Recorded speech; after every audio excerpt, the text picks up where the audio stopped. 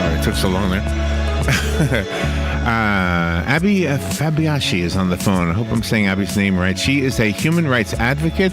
She's the co-founder of Empower Her Network, which is a nonprofit that paves a path for survivors of human trafficking. Can you believe we actually have human beings in our world that will traffic other human beings for profit? It's just unbelievable. I'll never understand it. Abby has a book. It's called I Liked My Life. It is a suspense novel, but it sounds like we've got so many different things we could probably talk about. I put the cover of the book on the podcast that we'll upload later on. Of course, right now we're live. Let's say good morning. Abby Fabiaschi. Good morning, Abby. How are you? Good morning. Thank you so much for having me. You're welcome. Am I saying your name correctly? You sure did. Yeah, Fabiaschi. Okay, well, thank you. And where are you? Where are you calling from? We're spending our summer in Utah this summer, so we're in Park City, Utah right now. Oh, wow. Well, that sounds fun. You have such great reviews, and you obviously have a huge following, just doing so well with this book. When did this book come out? The hardcover came out in February of 2017, so we're about a year and a half in. The paperback just came out in May. Oh, my goodness. And it's still doing well, huh? It is. I think that loss is such a universal experience, and so it's been resonating with a lot of people from a lot of different demographics and age groups. And it seems that this book is based in part on your life because you had to man up, as they say, and really stick by your decisions that you've made. Yeah, I think that I had a lot of loss at a young age, and unfortunately I've experienced a lot of loss. I lost some of the closest people in my life sort of through every stage. And so the book, it's a family suspense, kind of a psychological family drama where you're reading to find out kind of what happened, what really happened. But during the process, you're following this workaholic father and his rebellious teenage daughter as they try to redefine their family after losing their matriarch. Oh, okay. And that's Maddie? Maddie's the character? Yeah, Maddie, and she's narrating sort of from beyond, trying to make things right for this family that she left behind, who are sort of, flattened by their grief and their guilt. Oh, okay. And the parallel to your own life is it's not necessarily a memoir of any sort, right? Oh, no, it's a novel. Just, when I think the book for me started with the teenage daughter. When I was 15, I had lost one of my closest friends in an accident, and the experience of that kind of unnatural grief and the guilt that goes along with grief from a tragic loss is it really defined my life. It matured me very quickly, but not very graciously, and I wanted to explore someone going through that at that tender age. And I do like the chapters because you focus on an individual character on each chapter from their perspective with their personality. Yeah, I wanted to be able to show how layered the experience is and how it's so different from gender, from men and women, and from ages. As a teenager, when you can go really inward in your grief versus as an adult when you're grieving and you still have to pay the mortgage and parent. So that was the reason why we tried to have the multiple perspectives. And you have the characters come together with real thoughts. I mean, there was the encounter with two female characters. One person lost her mom, and then the other person snapped back, yeah, well, my mom didn't commit suicide. And, you've got this going on, this tension in there, which is excellently written. Oh, thank you. I think that suicide is a hot topic right now, and it's not, ultimately the book is really about the people left behind versus suicide itself, but there is a stigma tied to it, and I think that in researching the book, the people who have experienced loss that way, there is sometimes it feels and probably is, a judgment made by some people of like, well, what was happening behind those closed doors? Mm-hmm. And so on top of your regular grief that you're feeling from this loss, you're experiencing that sort of, judgment. Yeah, and I think one of the big topics surrounding the suicides that we've heard about, the nationally known ones, the Anthony Bourdains and who's the fashion designer? Kate Spade. Mm-hmm. Is how do we recognize signs in advance so that we can prevent it? Yeah, and ultimately this book, is there are I think the reader is trying to figure out what really happened because it doesn't seem to fully map, Right. and they're trying to figure that out. But the experience that the people who are grieving are going through, I tried to do a lot of research and have that be as authentic and real to the experiences that I read about as possible. Yeah, This had to be a very emotional write for you, I would imagine.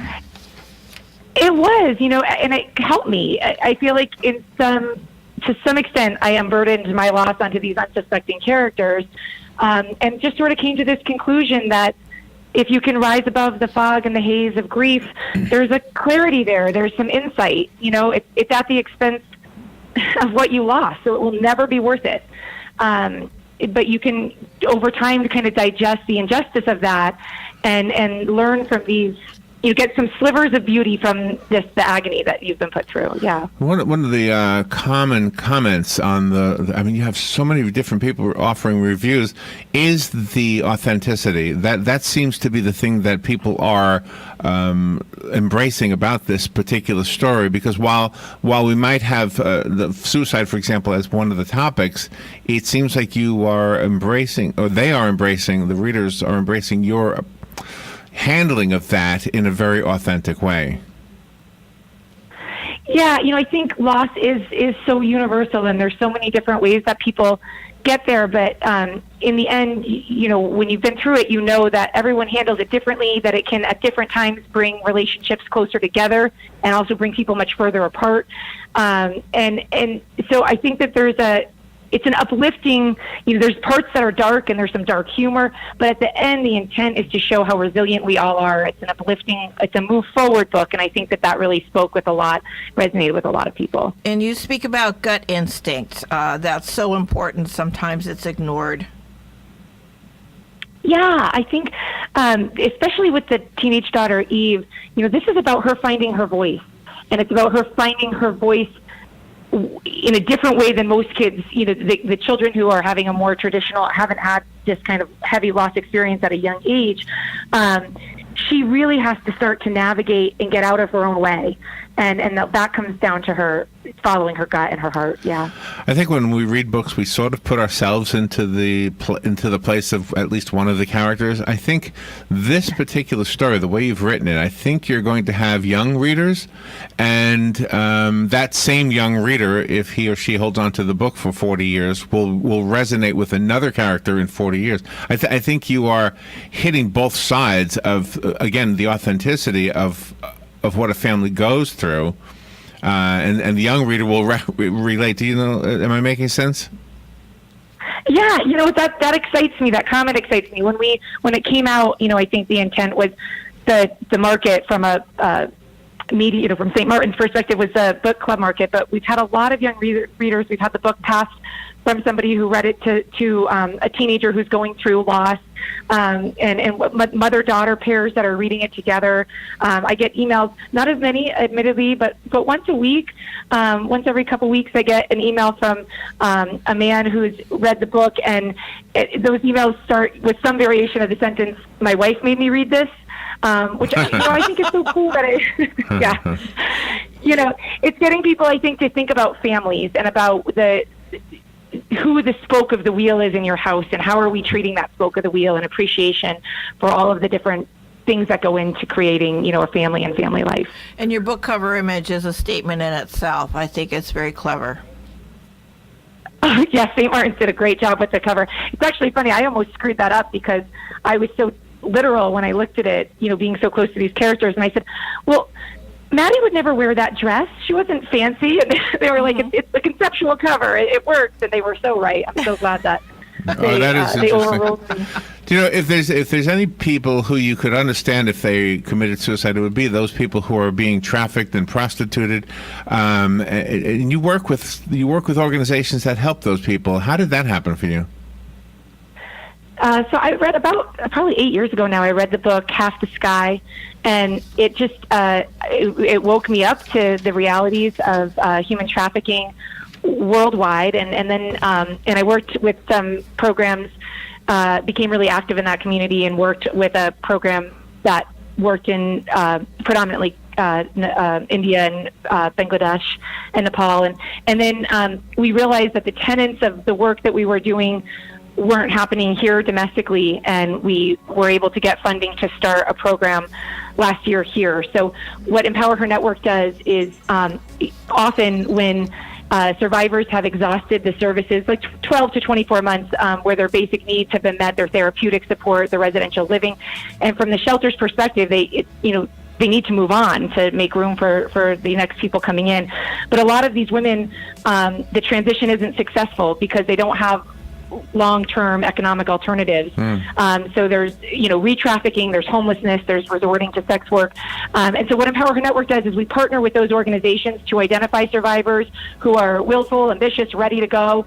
And then we work with them to break down housing barriers, to get them in vocational training or college, depending on their needs, where they're at with literacy and academics, and then uncover steady wage employment opportunities so that transition to society is successful and they can rebuild their life on a self-determined path. Wow. Well, good. Abby, you are so impressive and inspirational. Thank you for being on the air with us today. And such a beautiful writing style. I love the book. It's called I Liked My Life. It's a suspense novel by our guest, Abby Fabiaschi. She sent us a paperback copy of the book. If you would like the copy that was sent to us, please call me. I have one. I will leave it on the desk, and it's yours. The rest of us have to go buy it. I found it on Amazon. Do you have a website you want to recommend? Yeah, Amazon's great. Any of your independent bookstores, and my website is abbyfabiaschi.com, or because that's hard to spell, readhungry.com, like read a book, hungry to eat.com. Read Hungry. Okay, readhungry.com. Abby, thank you for being on the air with us today. Absolutely. Thank you so much for having me. I appreciate it. You're welcome. We'll be right back.